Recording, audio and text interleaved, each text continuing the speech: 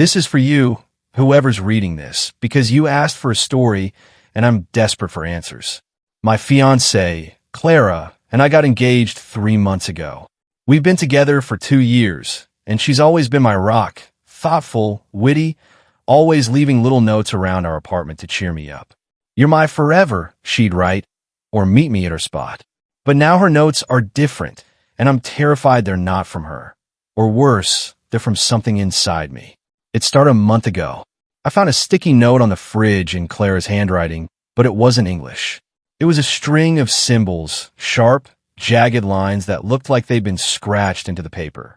I showed it to Clara, and she laughed, saying it was a doodle from a late-night brainstorm. But her eyes darted away, and her hand shook. That night, I woke up to her muttering in her sleep, in a language I didn't recognize, harsh, guttural, like she was arguing with someone.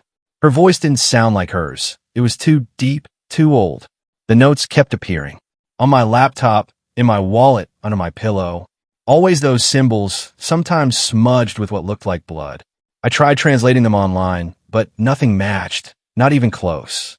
Clara started acting distant, locking herself in the bathroom for hours, whispering that strange language. Once I caught her writing a note, her hand moving so fast it looked unnatural, like something was guiding her. When I grabbed her wrist, she hissed, and her eyes were cloudy, like fog over a lake. Last week, I started feeling sick. My chest aches like something's pressing from the inside. 2 days ago, I coughed up a crumpled piece of paper. It was covered in those same symbols, written in ink that smelled metallic. My hands were clean, but my nails were caked with blood. I showed Clara, and she went pale, muttering, "It's too late." She locked herself in our room and hasn't come out since. I hear her in there, chanting, and sometimes it sounds like two voices, one hers, one deeper, angrier. Last night, I woke up with a pen in my hand and a note on my chest, in my handwriting, but those same symbols. My chest hurts worse now, like something's clawing to get out. I looked in the mirror, and for a second, my reflection's eyes weren't mine. They were hers, but wrong, like they were watching me from inside. I'm at a motel now, but I found another note in my bag. We're one now. It's in my handwriting, but I didn't write it. Has anyone seen this language? Is Clara doing this, or is something using her? I'm scared to sleep, scared to cough, scared I'm not me anymore. Please, I need help. Update. 8 hours later, I tried calling Clara, but the line was just static with faint chanting. I checked my motel room's mirror, and there's a new note taped to it in those symbols. My chest is burning, and I swear I feel something moving. I'm going to a hospital, but I don't know if they can help. If I don't update, assume it got me. My name is Matt. This happened years ago, a memory I tucked away until it came back to me recently. I was 17 that summer, working late shifts at a pizza shop on the edge of my hometown, Willow Creek. I wasn't exactly excited about the job, but with empty pockets and parents who'd have grounded me for being idle, I had no choice. It was one of those jobs you take when nothing else is available. Long, tedious hours, greasy uniforms, and a beat-up delivery car that groaned up hills. At least I didn't have to use my own car. That would have been a nightmare. Oh, and just a note, the pizza was downright awful. Truly terrible. I couldn't wrap my head around, and still can't, why anyone would order from us. If it weren't for the modern setup and decent ambience, I doubt we'd have had any customers. That pizza joint is the thing I miss least about Willow Creek. And that's saying something. The silver lining was that the bad food, or maybe the shop's out-of-the-way location, or both, meant orders were scarce, so most nights were eerily quiet. I won't bore you with the routine of my shifts. It was a pizza place. You can probably guess how it went. One night, I was restocking the fridge with drinks when the tablet chimed with an online order. Large pepperoni and green pepper pizza. I remember it clearly because green peppers were an unusual choice. The address was way out in the boonies, just past our delivery zone, and I was about to cancel it instinctively. But before I could, my manager, a 30-something guy named Greg, who mostly hung out in the back scrolling through forums, glanced over and told me to take it since we hadn't had a delivery in over an hour. I didn't protest, so once the pizza was ready, I entered the address into my phone and grabbed the box. At least it'd kill 30 or 40 minutes. As I was about to leave, I checked the delivery instructions Greg had printed and stapled to the box, which I hadn't noticed earlier. They read, verbatim, "Park on the road behind the house. Walk through the backyard. Knock only on the rear door." It caught my eye, but my teenage brain came up with plenty of reasonable explanations for skipping the front door. Maybe they didn't want to wake a sleeping grandparent or toddler. Maybe the front entrance was being repaired. Maybe they were hiding the delivery from a roommate or spouse. It could have been anything. Plus, all I could think about was how dull the night was and how endless it'd feel if I stayed folding boxes. So I just did my job. But the moment I stepped outside, doubts crept in. It was one of those muggy summer nights, the kind where the air feels thick and heavy, like moving through molasses. There's this stale, sour smell when it's humid and still, like damp soil and sun-scorched pavement. That's what it smelled like. I hate that smell, but there was no avoiding it. I drove with the windows down for maybe 2 minutes before giving up and blasting the AC. The address wasn't toward Willow Creek's town center. It was the opposite direction, even though the shop was already pretty remote. The drive was supposed to take 25 minutes, but it felt longer with the deserted roads. I'm probably exaggerating a bit. It's not like there were no houses, but the further I drove, the sparser it got. When I reached the address, I realized I was approaching from behind the house. The GPS led me to a narrow side street, running alongside a row of backyards. No streetlights, no porch lights, just shadows. I slowed down, double-checking the house number because it looked completely dark. No lights on, no cars in the driveway, just a neglected backyard with overgrown grass and a shaky wooden fence that didn't even close properly. Still, I followed the instructions. I parked on the gravel shoulder, grabbed the pizza, and trudged up the slope toward the back door. I held the pizza in one hand and my flashlight in the other, aiming it at my feet to avoid tripping. When I reached the top, I saw the back door. It was an old white door with a small window at the top, covered by a flimsy curtain. I knocked and waited, but no one answered. I knocked again, knowing Greg would lose it if I returned with the pizza. After no response, I was about to knock a third time when I saw the curtain shift slightly, like someone brushed it with their finger. It was quick, and I might have missed it if I hadn't been staring at the window. I stood there a few seconds, expecting whoever was behind the door to open it. But then, I noticed 2 unmarked cars pull up on the side street behind my car. My first thought was that I was in trouble for trespassing or something. One of the car doors opened, and a man stepped out. In the glow of the other car's headlights, I saw him motion for me to come over. I figured he was the customer, maybe just getting home, so I walked toward him. But as I got closer, I saw him flash something in his hand, a badge. He was an undercover cop, dressed in plain clothes, not a uniform. When I got near, he told me to return to my car and wait. That's all he said. So I did. I backed away slowly, got into the delivery car, and watched. That's when I realized there weren't just 2 cops. There were 5, maybe more. They all had flashlights, but moved silently, circling the house like they didn't want to be seen. None of them knocked or announced themselves, which I found odd. It was a strange sight. I saw one officer try the back door handle, the same one I knocked on, gently testing it. When it didn't open, he nodded to another cop and stepped back. It felt like I was watching something I wasn't supposed to, and I guess I was. Eventually, the first officer came to my car and crouched by the window. I rolled it down, and he glanced at the pizza box on the passenger seat, letting out a quiet sigh. He was vague, but didn't seem like a jerk, just careful about saying too much. He said there was an ongoing investigation at that property, and they were staking it out.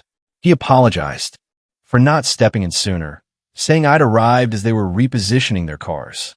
I offered to show him the delivery order, and he nodded. I pulled it up on the app, but it didn't seem useful. There was a phone number, the address, and a first name, Tom, but it wasn't much help. The officer wrote down the number and told me to leave immediately. I vented that Greg would be furious about bringing the pizza back, and he just shrugged. Then he repeated that I needed to go and walked away. I was frustrated, but had no choice, so I drove off. The whole drive back, it sank in. I didn't fully grasp the seriousness until I stepped out of the car. If the cops hadn't shown up when they did, something bad might have happened. I don't know what exactly. The more I thought about it, the more I realized the cop's presence was probably why the person didn't open the door. But why order a pizza if you're being watched? Maybe they didn't know they were under surveillance. Or maybe they did, and I was part of some scheme to check if the cops were watching that side of the house. Or if they'd left. The curtain moving, the silence, the timing, it all fell off. I'll never get answers, and thinking about it is a waste of time. I nearly forgotten this until a high school friend brought it up recently. I didn't even remember it at first. It's probably best I let it fade again, but I wanted to share it here before it does. This next part happened last year. I'm 40 now, married with 2 sons, 7 and 5. I work in insurance. Boring, but it keeps us stable, and that's what counts now. A few years ago, my dad passed after a long battle with cancer. He left us a beach house in Ocean View, Maine, which I'd never seen because he rented it out year-round. It's not luxurious, but it's in a great spot, a block from the boardwalk. My favorite part is the upstairs back deck with a stunning ocean view. We started going every summer after he passed, making it our family escape. A week here, a week there, it become our tradition. My wife and I love it, but the boys love it more, spending hours on the beach, biking, and exploring the town. It feels like a gift from my dad. This story happened during one of those trips last summer. We went down in mid-July, Sunday to Friday, when the crowds thin out midweek and the beach gets quieter. I remember the night clearly.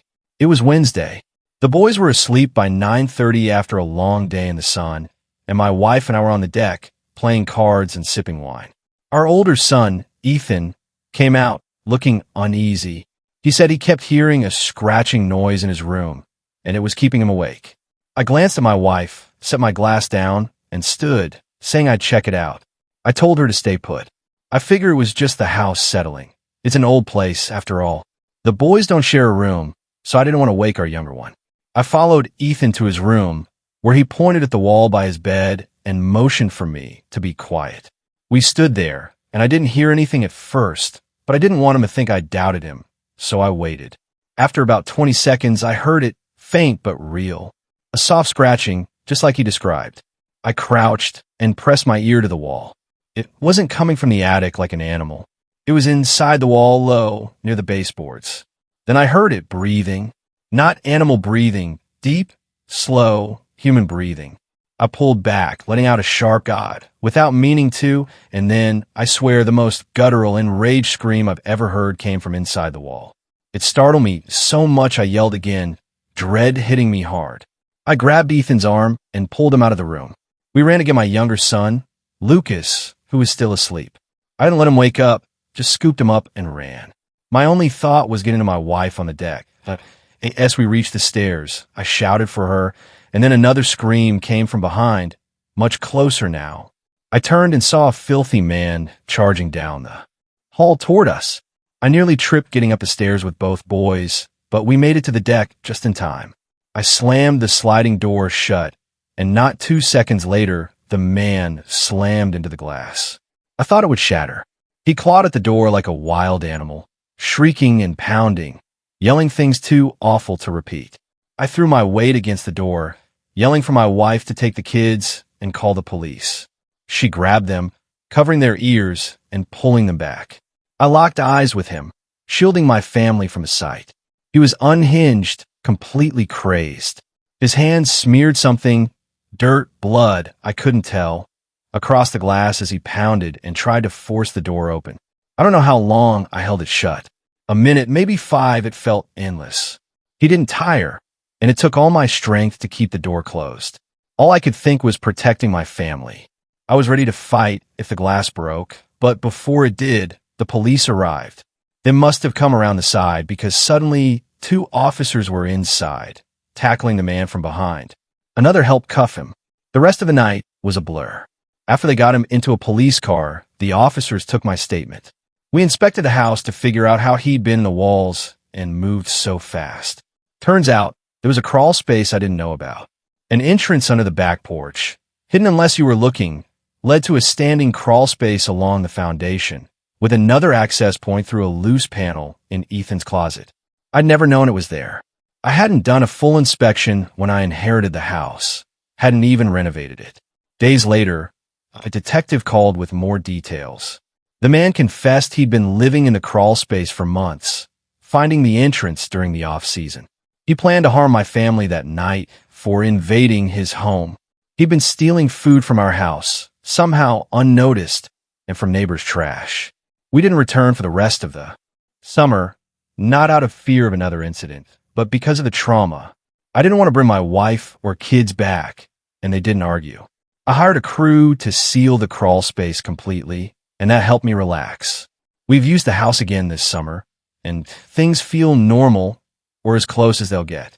I grew up in a rural area where you could bike for miles without seeing anyone. Summer was always my favorite season. It still is, but living in the city now, it's lost some of its charm. What made summer special was the warm, quiet emptiness of the countryside, something I can't find in the city. Don't forget to like, subscribe, and hit that bell icon so you never miss a twist. Stay tuned to Reddit Tales Times for your daily dose of drama, laughs, and unbelievable stories.